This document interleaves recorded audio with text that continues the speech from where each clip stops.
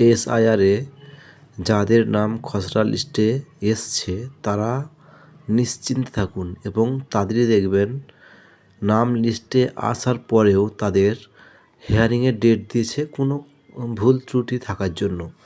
কিন্তু তারা কোনো রকম দুশ্চিন্তা করবেন না এবং ভয় খাবেন না যে আমাদের নাম চূড়ান্ত লিস্টে উঠবে কি না।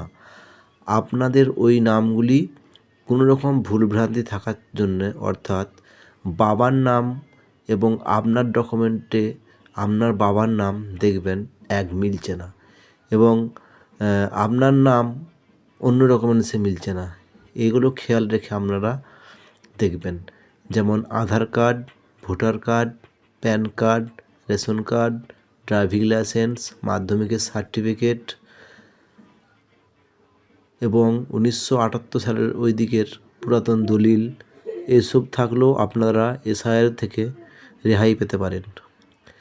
আপনার বাবার মৃত থাকলে ডেথ সার্টিফিকেট এবং বেঁচে থাকলে Aadhaar card, voter card, PAN card এবং পাসপোর্ট থাকলে পাসপোর্ট এবং পুরাতন দলিল থাকে সেটা দিতে পারেন। এবং আপনার Aadhaar card, voter card, PAN card, driving licence, Madhyamik certificate এগুলো সব আপনি দিতে পারেন। এগুলি দিলে আপনি এসআইআরের নাম আবার ঘুরে পাবেন। অযথা কেউ চিন্তা করবেন না। এটাই সামান্য একটি সংশোধন করার জন্য আমাদেরকে এই হিয়ারিং করা হয়েছে। আপনারা কেউ অযথা চিন্তা করবেন না।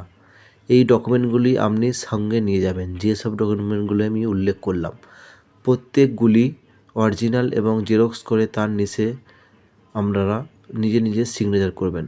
যাদের ছেলে বাইরে থাকে বা পিতা বাইরে থাকে তাদের আত্মীয় নিয়ে যেতে পারেন। তাদের একটি ফর্ম দিচ্ছে বিএলও, সে ফর্মটি আপনারা সঙ্গে নেবেন এবং সঙ্গে নেওয়ার পর সেই ফর্ম ফিল আপ করে নিয়ে যাবেন।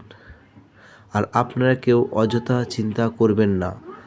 আপনাদের বারবার বলছি, যে কটা ডকুমেন্ট উল্লেখ করলাম এই ডকুমেন্টগুলি আপনাদের পিতার নাম এবং আপনাদের নাম সঠিক থাকতে হবে।